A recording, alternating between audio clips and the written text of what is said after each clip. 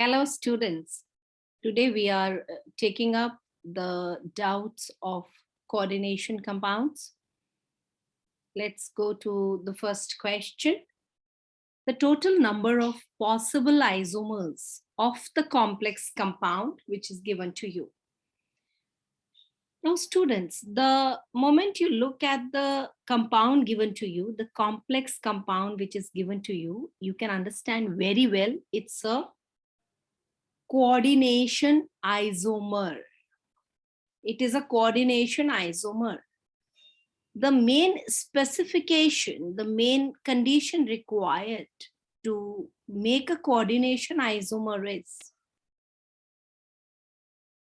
the cationic charge here on the complex, say plus X, will be balanced by the anionic charge over here. Say, for example, in this complex, it is being given to us that Cu is +2. We all know NH3 is a neutral ligand. And hence this +2 of copper is also the charge of the first part of the coordination isomer. Similarly, the oxidation number of chlorine is -1. So for 4, it makes a total of -4. Here they have given +2. So the charge on the second part of the coordination isomer is -2. And these two get bonded with each other because of the cation and anion bonding. That is the attraction between the cation and the anion. तो ये बात clear हो गई कि जो आपका coordination isomer का पहला हिस्सा है, पहला पार्ट है, उस पे कोई चार्ज होगा जो कि बिल्कुल उसी के जितने न्यूमेरिकली उसी के जितने ऑपोजिट चार्ज से बैलेंस होगा. यानी कि the positive on the first part is balanced by equal and opposite negative charge on the other side. अब इस तरह से मैं इसके कितने आइसोमर बना सकती हूँ? एक तो ये खुद ही है, एक तो ये खुद है, ठीक है. दूसरा मैं क्या कर सकती हूँ? Cu, मान लीजिए हमने NH3 ट्वाइस सोचा, हम ऐसा सोच रहे हैं, ठीक है. Cl भी ट्वाइस सोचा हमने, और इधर हम सोच रहे हैं Pt NH3 twice Cl twice. कुछ ऐसे कुछ ऑप्शन रैंडमली लेके सोच रहे हैं. अगर आपको एकदम यूनिफॉर्मली चलना है तो हम एक एक अमोनिया और एक एक क्लोरीन को हम चेंज कर सकते हैं, जैसे कि मैं बताती हूँ. चलिए वैसे देखते हैं एक बार. ये फर्स्ट पार्ट आपको एकदम क्लियर हो गया. अब यहाँ पे हम बनाते हैं. Suppose you as in the exam, तो आप इसको कैसे करेंगे? अब यहाँ 4 NH3 है, 4 क्लोरीन है, तो सेकंड में हम क्या कर सकते हैं? Cu, एक NH3 कम कर दो इधर, वहां से एक Cl उठा लो प्लैटिनम का, ठीक है. यहां पे नेक्स्ट में आप प्लैटिनम का भी एक Cl कम कर दो. ऑब्वियसली आपका एक क्लोरीन यहां चला गया है और वहां का एक NH3 इधर उठा लो. अब चार्ज देखो क्या आ रहा है. Now this is 0, this is -1. ये हमें पता है +2 है, उसने फिक्स्ड दिया हुआ है हमें +2. तो +2 -1 हो गया. नेट चार्ज इधर +1. सिमिलरली ये -1, तो 3 का -3, ये 0 है इसका चार्ज. ये उसने हमें +2 दिया हुआ है, ये फिक्स्ड है. तो +2 -3 -1. नाउ दिस -1 बैलेंसेस दिस +1, तो ये कोऑर्डिनेशन एग्जिस्ट होगा, ये कोऑर्डिनेशन आइसोमर एग्जिस्ट होगा. Let us try next. In the next what we can do? Cu, I am taking NH3 twice and Cl2, ठीक है ना. 2 क्लोरीन मैंने वहां से उठा लिए प्लैटिनम के, और यहाँ जो कॉपर के मेरे पास जो कॉपर के अमोनिया थे, वो मैंने 2 उधर प्लैटिनम को दे दिए इस तरह से. अब सबसे इंपॉर्टेंट है चार्ज, वो बैलेंस होना चाहिए. इस कोऑर्डिनेशन पार्ट पे जो भी चार्ज होगा वो उसका बिल्कुल ऑपोजिट और उतना ही इक्वली नंबर में यहां होना चाहिए. तो let us see. Now the charge on the amine ligand, 0 chlorine, -1, so 2 chlorine, -2. So this is +2, so this is 0. Here it is over. This cannot exist. Finish. आगे solve भी करने की जरूरत नहीं. How 0 can bond with another? 0 में कोई attraction नहीं है. या तो प्लस या तो माइनस कुछ तो होना चाहिए दूसरे को अट्रैक्ट करने के लिए. Now here. Next, what I can do? From here हम एक और NH3 वहां भेज देते हैं और इधर 3 क्लोरीन ले लेते हैं इस तरह से.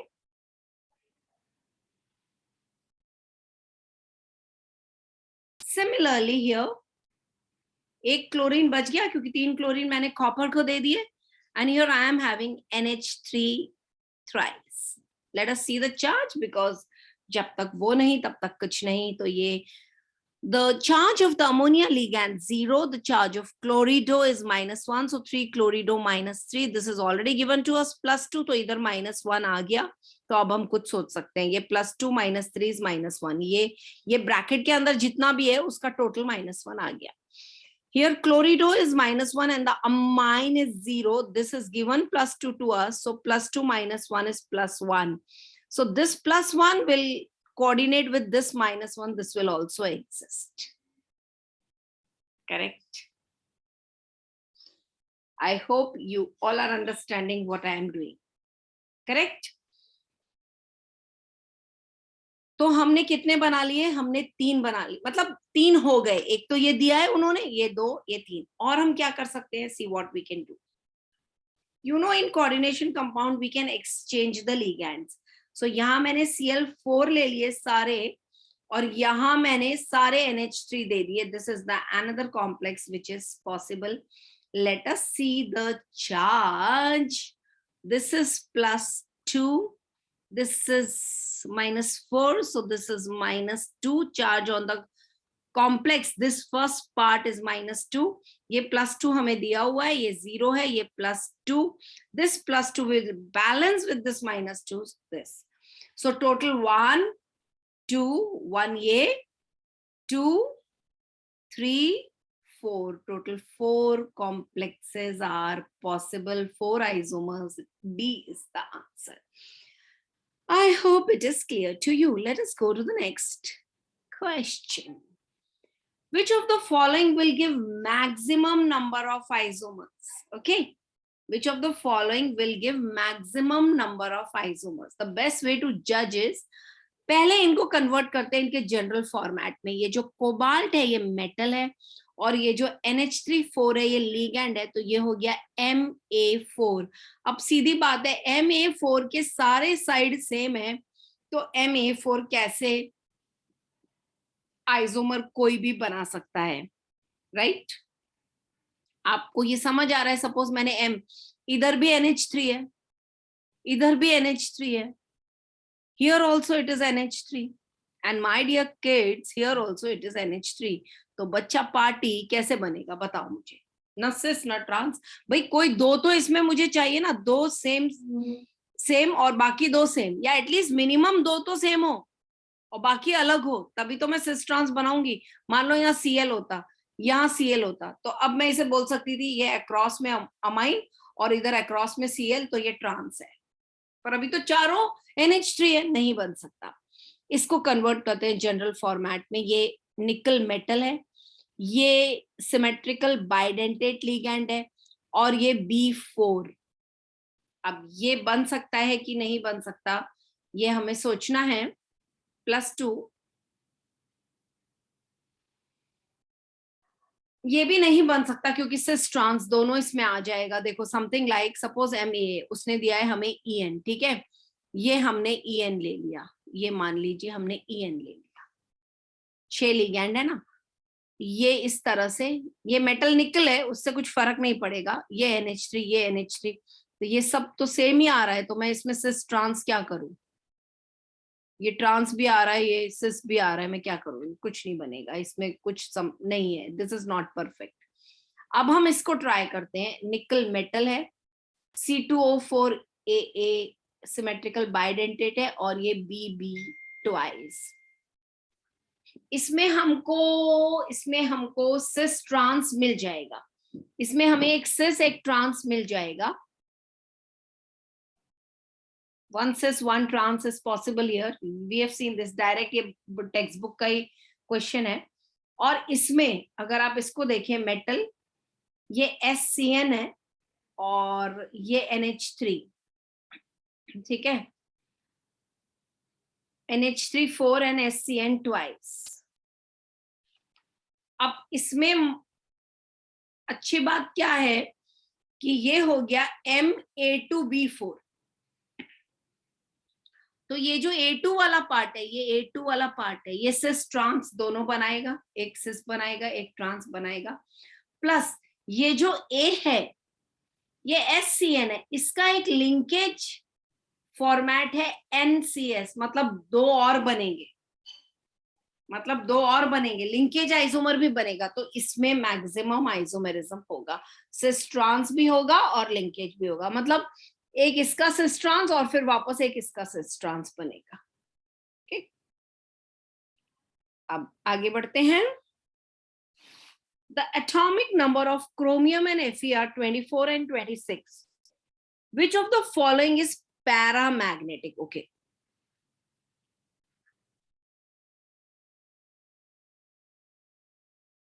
Now students, paramagnetic means उसके पास अनपेयर्ड इलेक्ट्रॉन होनी चाहिए, उसके पास किसके पास? Central metal. सेंट्रल मेटल मतलब क्या? मतलब जिससे लिगैंड अटैच्ड है वो वाला सेंट्रल मेटल ऑफ दैट डब्बा, वो जो स्क्वायर ब्रैकेट बनाते हैं डब्बे के अंदर जो मेटल है, डब्बे के अंदर जो मेटल है वो, तो डब्बे के अंदर वो जो मेटल है वो ये क्रोमियम है, डब्बे के अंदर जो मेटल है वो ये आयन है, ये आयन है, ये क्रोमियम है। अब सबसे पहले निकालते हैं क्रोमियम कौन से ऑक्सीडेशन नंबर में अंदर डब्बे के बैठा हुआ है। So what I will do, carbonyl is a neutral ligand, तो जो कार्बोनिल है उसका ऑक्सीडेशन नंबर हो गया 0। अब अगर ये 0 है तो ये भी 0 ही होगा, सीधी बात है। अगर क्रोमियम 0 ऑक्सीडेशन नंबर पे है, मतलब हमारा जो क्रोमियम डब्बे के अंदर है उसका कॉन्फ़िगरेशन हो गया 3d5,4s1। अब जो 3d5 है वो 3d5 इस तरह से अरेंज होगा 1 2 3 4 5 और ये 4s। ठीक है, यहां से लिखना हम शुरू करते हैं बिकॉज हमें वो डबल टाइम जरूरत पड़ेगी। ये 3d5 ये 4s, ठीक है। अब इसके अंदर हम इलेक्ट्रॉन डाल देते हैं। 3d में 5, आपको पता है फर्स्ट फिल देम सिंगली, तो सब में सिंगल सिंगल ही आया, और 4s में 1। अब ये जो कार्बोनिल है ना, कार्बोनिल ये स्ट्रॉन्ग फील्ड लिगैंड है। कार्बोनिल जो है ना बच्चों, स्ट्रॉन्ग फील्ड लिगैंड है।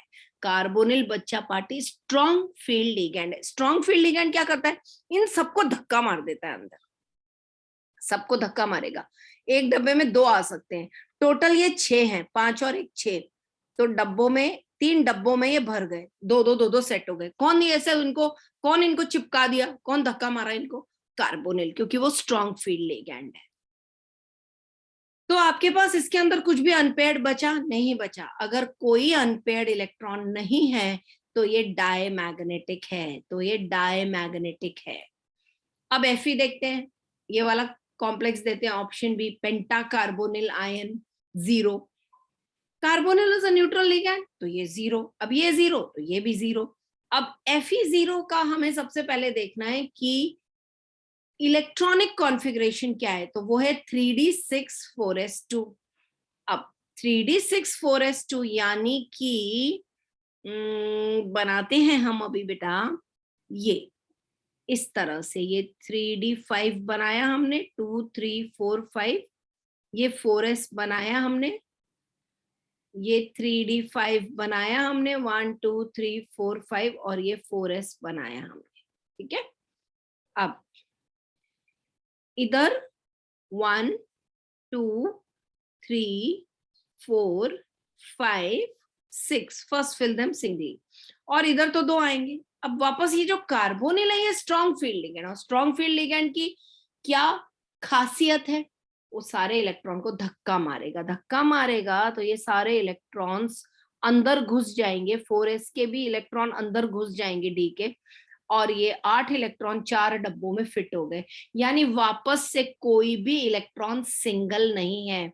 जैसे कि इसमें नो अनपेयर्ड इलेक्ट्रॉन, अनपेयर्ड यानी सिंगल इलेक्ट्रॉन, जैसे इसमें कोई अनपेयर्ड नहीं है, वैसे इसके पास भी कोई अनपेयर्ड इलेक्ट्रॉन नहीं है। हर डब्बे में दो दो है, यानी पेयर्ड इलेक्ट्रॉन है, इसलिए ये भी डायमैग्नेटिक हुआ। हमें ढूंढना क्या है? पैरामैग्नेटिक। अपना क्वेश्चन मत भूलना बच्चों। अब यहां आ जाते हैं, यहाँ Fe सेंट्रल मेटल है। अब जो साइनिडो है, साइनिडो का चार्ज होता है -1, तो 6 साइनिडो का टोटल चार्ज हो गया -6। अब ये -6 में यहाँ कुछ तो Fe का चार्ज है जिससे कि बाहर -4 आ रहा है, तो ऑब्वियसली ये +2 है। +2 - 6 is -4. Now the very first thing which I have to do is I have to write the configuration of Fe, which is argon 3d6 4s2। लेकिन अब आप अगर अपने कॉम्प्लेक्स पे ध्यान देंगे बेटा, तो आप देखेंगे ये +2 है, यानी इसके यहां से 2 इलेक्ट्रॉन लूज कर दिए, और इस तरह से जो Fe +2 है वो हो गया आर्गन 3d6। अब आप नॉर्मल वे में भी इस बात को समझ सकते हैं कि भाई आर्गन 3d6 है, और साइनिडो भी स्ट्रॉन्ग फील्ड लिगेंड है, ये भी स्ट्रॉन्ग फील्ड है, ये भी बहुत बहुत बहुत स्ट्रॉन्ग फील्ड लिगेंड है, तो ये 6 इलेक्ट्रॉन को अंदर धक्का मार देगा। मैंने ये पहला वाला अभी नहीं लिखा, डायरेक्ट फाइनल लिख दिया, और जब 6 इलेक्ट्रॉन को अंदर धक्का मारेगा तो ये सब 3 बॉक्स में सेटल हो जाएंगे, इवन नंबर इलेक्ट्रॉन है, और इस तरह से there is no unpaired electron even in this complex, that is hexacyanido ion, hexacyanido ion यानी फेर, और ये नेगेटिव है तो ferret 2, hexacyanido ferrate 2, no unpaired electron। whenever there is no unpaired electron, the substance can not be paramagnetic, so it is again diamagnetic। let us come here। NH3 is a neutral ligand, so charge is 0, बाहर +3 है, मतलब जो दिया इसने दिया तो ये भी +3। यहाँ 0 लेके, मैंने 0 क्यों लिया? क्योंकि बाहर भी 0 था। कंफ्यूज मत होना कि भाई यहाँ 0 था इसने 0 लिया, यहाँ 0 आया इसने 0 नहीं लिया। क्यों? क्योंकि वो बता रहा है कि इस डब्बे का टोटल +3 है। अब डब्बे में 2 लोग हैं, 2 तरह के लोग हैं, एक क्रोमियम है मान लेते A, और एक NH3 है मान लेते हैं B, और दोनों को मिला के टोटल +3 है, लेकिन उसमें NH3 0 है, तो सीधी बात है बच्चों, वो पूरा कॉन्ट्रीब्यूशन क्रोमियम का है। अब क्रोमियम का कॉन्फ़िगरेशन जैसा आपने देखा पहले एग्जाम्पल में भी दिया हुआ है, आर्गन 3d5 4s1। लेकिन हमें ये वाला क्रोमियम नहीं चाहिए, हमारे क्रोमियम को तो Cr+3 है, +3 है, मतलब आर्गन, मतलब यहां से 5 और 1 6 में से 3 इलेक्ट्रॉन निकल गए +3, यानी कि 3d3। अब 3d3 बच्चों कैसा रहेगा? 1 2 3 4, नहीं 1 2 3 4 पे हम गए क्यों? इसको टड़ांग उड़ा देते हैं। ओके, तो 3 इलेक्ट्रॉन है। अब 6 तुम्हारे पास ये लिगैंड है। NH3 भी स्ट्रॉन्ग फील्ड लिगैंड है, लेकिन इसको धक्का मार के भी क्या होगा? तो धक्का मारे या ना मारे, अनपेयर्ड इलेक्ट्रॉन रहेगा ही रहेगा। वैसे तो ये धक्का मार ही नहीं सकता, क्योंकि अगर आपको ये याद है कि 6 लिगैंड में हाइब्रिडाइजेशन या तो sp3d2 आ सकता है या d2sp3 आ सकता है, तो आपको ये समझ आ जाएगी बात कि D के 5 डब्बों में से 2 ही यूज होते हैं। 6 लिगैंड में D के 5 डब्बों में से 2 ही यूज होते हैं। अगर आपको ये याद है तो इसमें अब आपको कुछ नहीं करना है, D के 2 डब्बे खाली हैं, लिगैंड उसे यूज कर लेगा, और बाकी के डब्बे वो 4s और 4p के ले लेगा। यानी आपका हो गया ये D2s, ये एक डब्बा, और P3 D2sp3 हाइब्रिडाइजेशन। लेकिन मान लेते हैं आपको ये बात याद नहीं है, भाई स्टूडेंट है, भूल सकते हैं, student has right to forget. मान लीजिए आप भूल गए कि यार ये D2sp3 sp3 D2 क्या था, पता ही नहीं, याद ही नहीं आया, कहीं ध्यान ही नहीं गया उस बात पे, तो भी अगर आप इसे धक्का मार भी देते हैं तो भी एक डब्बे में तो बच्चों 2 ही इलेक्ट्रॉन लिख सकते हैं, तो एक फिर भी अनपेयर्ड बच जाएगा। तो बाय डिफॉल्ट यही आंसर आएगा अगर आप गलती भी करें तो। So this is paramagnetic. I hope it is clear. So answer is D. अब इधर आ जाते हैं, नेक्स्ट क्वेश्चन ले लेते हैं हम सब अपना।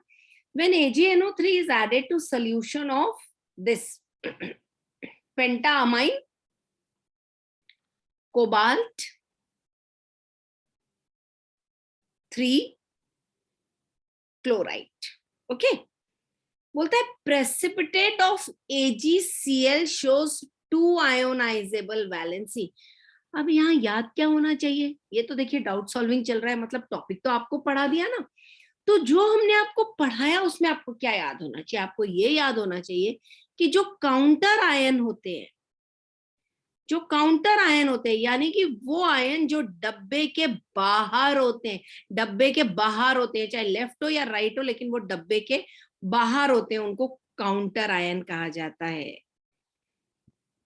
जो डब्बे के बाहर होते हैं उनको काउंटर आयन कहा जाता है किसी भी कॉम्प्लेक्स कंपाउंड में। अब यहाँ डब्बे के बाहर कौन है, क्लोरीन है। अब ये बोलता है 2 आयोनाइजेबल वैलेंसी, ठीक है, मतलब तुम्हें 3 क्लोरीन डब्बे के बाहर दिख रही हैं, लेकिन उसमें से 2 ही हैं जो आयोनाइज होती हैं, यानी कि जो आप तोड़ सकते हैं। आपको पता है डब्बे को तोड़ा नहीं जा सकता, डब्बा जो होता है ना वो कॉम्प्लेक्स आयन है, and complex ion is undissociable, meaning whatever is in the box of a coordination compound is undissociable, यानी CONH3 5 बिल्कुल undissociable है। आप कोबाल्ट अलग और 5 NH3 अलग ऐसा कुछ नहीं कर सकते कभी भी, ठीक है। लेकिन ये बोलता है भाई आपके पास 2 ही आयनाइजेबल है, मतलब 3 क्लोरीन में से 2 ही क्लोरीन है जो कि आप तोड़ सकते हैं, अलग कर सकते हैं। मतलब एक क्लोरीन डब्बे के बाहर है क्योंकि वो अनडिसोसिएबल है, अनआयोनाइजेबल है, और 2 ही क्लोरीन डब्बे के बाहर है क्योंकि वो डिसोसिएबल वैलेंसी है, वो आयोनाइजेबल वैलेंसी है। मतलब ये जो कंपाउंड दिया हुआ है उसका असल में स्ट्रक्चर ऐसा है। So what does this mean? What does this mean? This means very clearly कि आपका जो कंपाउंड है उसमें 2 क्लोरीन एटम, ये 2 जो बाहर हैं, बाहर वाले, दे सेटिस्फाई प्राइमरी वैलेंसी, और ये जो एक अंदर है, अंदर ये सेटिस्फाई कर रहा है इसका सेकेंडरी वैलेंसी। वो अंदर चला गया, वो काउंटर आयन नहीं है। यानी कि ये कॉम्प्लेक्स ऐसा बनेगा CO, ये अगर -3 है तो सीधी बात है ये +3 है, तो ये +3। NH3 का तो चार्ज बच्चों 0 है, बड़े टाइम से हम ये बात पढ़ रहे हैं। Cl का -1 है, यानी ये जो डब्बा है कोऑर्डिनेशन कॉम्प्लेक्स है, इसका चार्ज हो गया +2। अगर इसका चार्ज +2 है तो सीधी बात है Cl ने -2 देना है, तो इस तरह से 2 Cl बाहर हैं तो हो गया -2। ये इसका चार्ज हो गया। अब अगर इसके स्ट्रक्चर को देखना है तो स्ट्रक्चर ऐसा बनेगा, NH3 6 ligands are there, 6 ligands always make octahedral complex, तो ये इस तरह से octahedral complex बनाएगा, like this is the proper structure of the coordination compound given to you,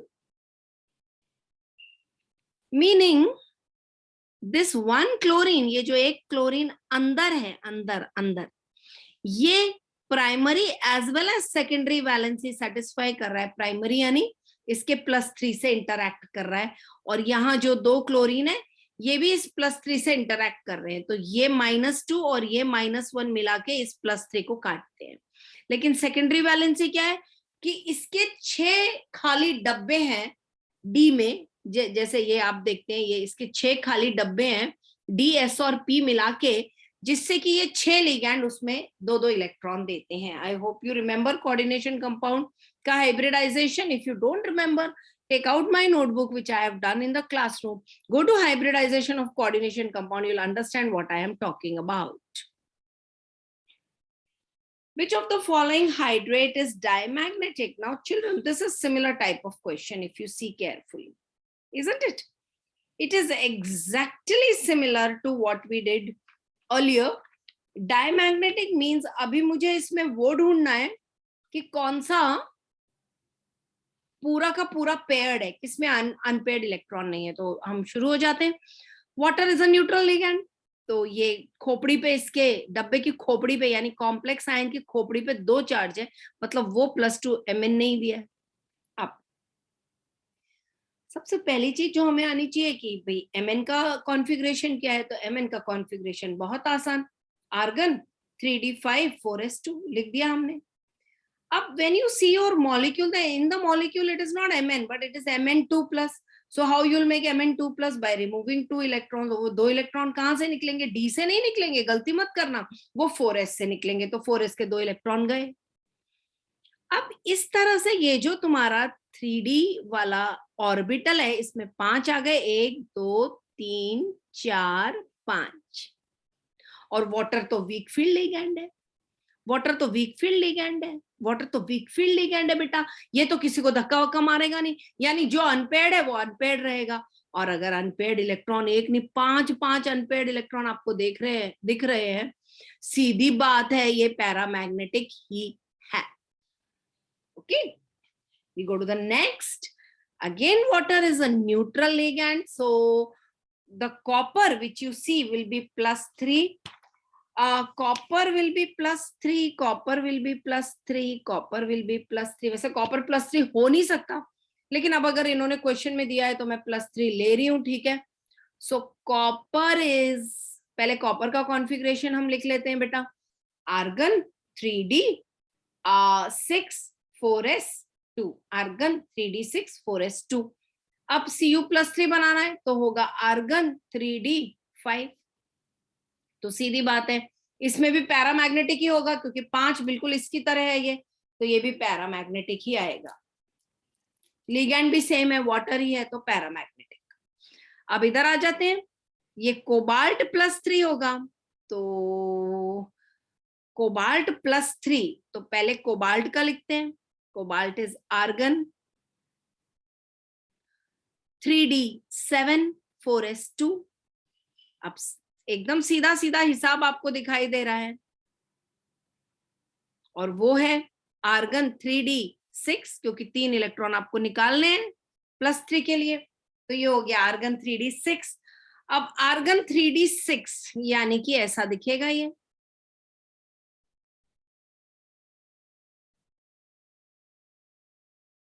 पहले सब में एक एक डाला, फिर एक इसमें भी 4 अनपेयर्ड है, तो ये भी पैरामैग्नेटिक है।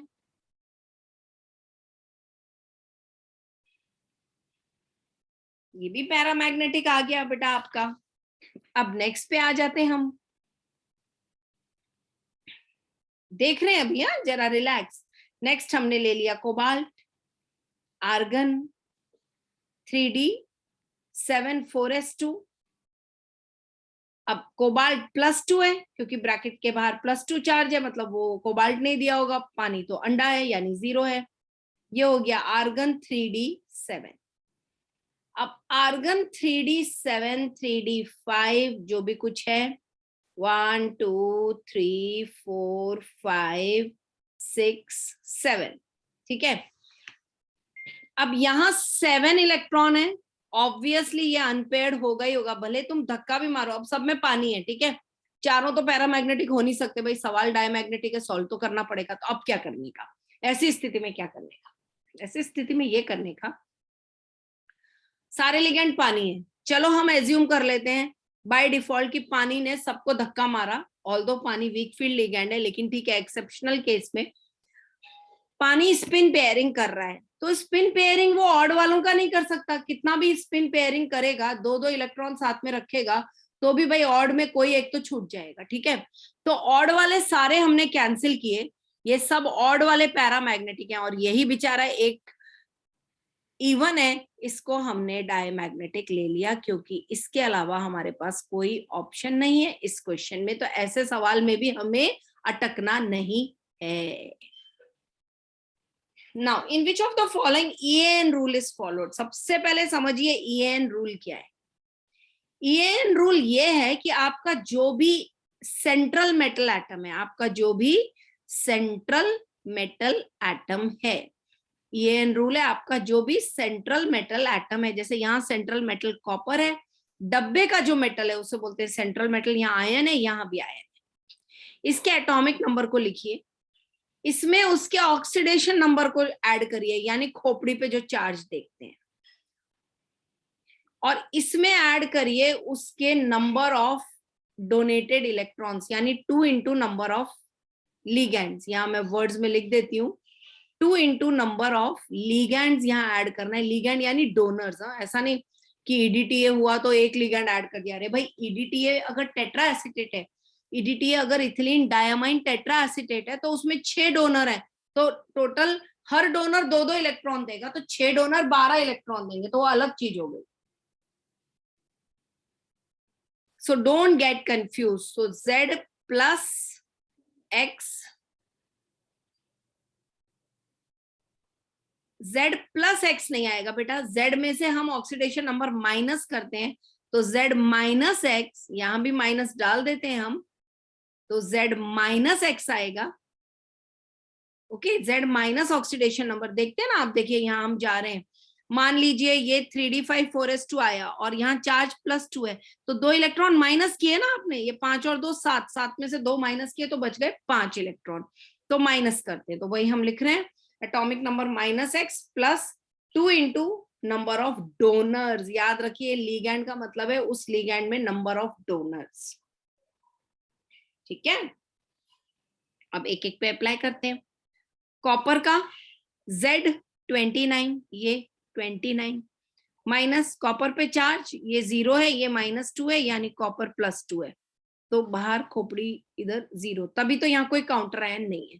तो 29 - 2 प्लस कितने लिगैंड है? 4 ये है, और ये 4 नहीं है भाई, हाँ ये एक ही है, सल्फेट एक ही है भाई, हाँ कंफ्यूज मत हो जाइए, सल्फेट एक ही है, तो ये 4 लिगैंड और सल्फेट एक ही है। एक मिनट, एक मुझे फोन आ रहा है, जरा उन्हें बोल दूं भाई, बाद में बात करते हैं। Yes, so what I was telling you was that over here this SO4 -2, okay, SO4 -2 यानी उसके पास 2 डोनर हैं और इसके पास 4, 4 2 6, तो 2 इंटू 6, तो ये आएगा क्या आया, 29 में 2 गया 27 एंड 6 2 12, ये कितना आ रहा है 39। 39 तो कोई इनर्ट गैस का एटॉमिक नंबर नहीं है। EAN रूल का मतलब होता है इफेक्टिव एटॉमिक नंबर, यानी किसी इनर्ट गैस का एटॉमिक नंबर, क्योंकि इनर्ट गैस स्टेबल होता है इसलिए इसको बोलते हैं इफेक्टिव एटॉमिक नंबर, यानी ऐसा एटॉमिक नंबर जो स्टेबिलिटी देता है। अब इधर आ जाते हैं, पोटेशियम 1 का +1 तो 3 का +3, यानी इधर कॉम्प्लेक्स -3 है, +3 -3 बैलेंस हो गया। अब कॉम्प्लेक्स के अंदर घुस जाते हैं, ये -1 है, साइनिडो 6 का हो गया 6, बाहर -3 है, यानी ये +3। अब Fe का एटॉमिक नंबर 26, खोपड़ी पे चार्ज 3 +3, तो उसको माइनस किया, +2 इंटू 6 लिगैंड है 6, तो 26 - 3 इज 23 + 6 to 12, ये हो गया टोटल अपना 35। अभी भी इनर्ट गैस पे हम नहीं पहुंचे, इधर आ जाते हैं, K4 +4 हो गया, इधर इसकी खोपड़ी पे -4 हो गया, साइनिडो -6 हो गया, ये +2 आया क्योंकि +2 - 6 ये ब्रैकेट के बाहर -4। अब Fe का Z है 26 माइनस उसका ऑक्सीडेशन नंबर आप देख रहे हो उसके हेड पे -2 +2 इंटू नंबर ऑफ लिगैंड आप देख रहे हो 6 लिगैंड है, तो +2 इंटू 6, इस तरह से हो गया 24, 23 नहीं 26 -2 हो गया 24, तो हमने ले लिया ये 24 +2 6 12 हो गया ये 36, जो कि क्रिप्टन का एटॉमिक नंबर है, इसलिए आंसर ये है this follows the EAN rule, यानी ये एक effective atomic number which is the atomic number of the noble gas, उस पे ये पहुंच गए हैं भाई साहब, तो यही आंसर है। Most stable complex among the following is. इस क्वेश्चन में कुछ नहीं है बेटा, ये क्वेश्चन ऐसा है, ये क्वेश्चन एकदम ऐसा है, बड़ी बड़ी आंखें खुल जानी चाहिए और ये राइट हो जाना चाहिए और आपको बहुत हैप्पी होना चाहिए एग्जाम में। क्यों? अगर आप ध्यान दें, ये ईडीटीए देखते ही आप समझ गए, ईडीटीए यानी कि इथिलीन डायमाइन टेट्रा एसिटेट। अब देखिए इथिलीन डायमाइन टेट्रा एसिटेट ऐसा स्ट्रक्चर है, इस तरह का स्ट्रक्चर है, और ऐसा स्ट्रक्चर क्या करता है ना, ये रिंग बनाता है। क्या करता है? ये रिंग बनाता है। और जब ये रिंग बनाता है ना, तो रिंग से ज्यादा स्टेबल कुछ नहीं होता कोऑर्डिनेशन केमिस्ट्री में। यानी those ligand which make ring are called chelating ligand, और चिलेशन से ज्यादा स्टेबल कुछ नहीं होता। आपने थियोरी पढ़ी हुई है। तो इस तरह से यही आंसर है, because EDTA makes ring, it shows chelation. ये पूरा रिंग बना देता है। जैसे मान लो मेरे पास निकल है, ठीक है, और मुझे ये EDTA को इसमें फिट करना है, तो देखो कैसे आएगा। ये कलर हम चेंज कर देते हैं। पहले तो K2 को बाहर ले लेते हैं। अब ये यहाँ हम कॉम्प्लेक्स बनाएंगे, देखिए कैसे बनता है ये कॉम्प्लेक्स। अब ये EDTA हेक्साडेंटेट है, तो ये मैंने 6 उसके लिगैंड्स के पॉइंट ले लिए, ऑक्टाहेड्रल कॉम्प्लेक्स। अब देखिए कैसे बॉन्ड बनता है। CH2 पहला बॉन्ड बना N के साथ, ये N ने डोनेट किया, ये और एक N यहाँ पर इसने डोनेट किया, यानी ये जो दो डोनर अंदर की तरफ से आपको दिख रहे हैं, ये दो डोनर, ये और यहाँ जो डोनर है वो ये हो गए आपके, ये दो डोनर हो गए नाइट्रोजन। इन्होंने डोनेट कर दिया अपने लोन पेयर, ठीक है, नाइट्रोजन ने अपना लोन पेयर दे दिया।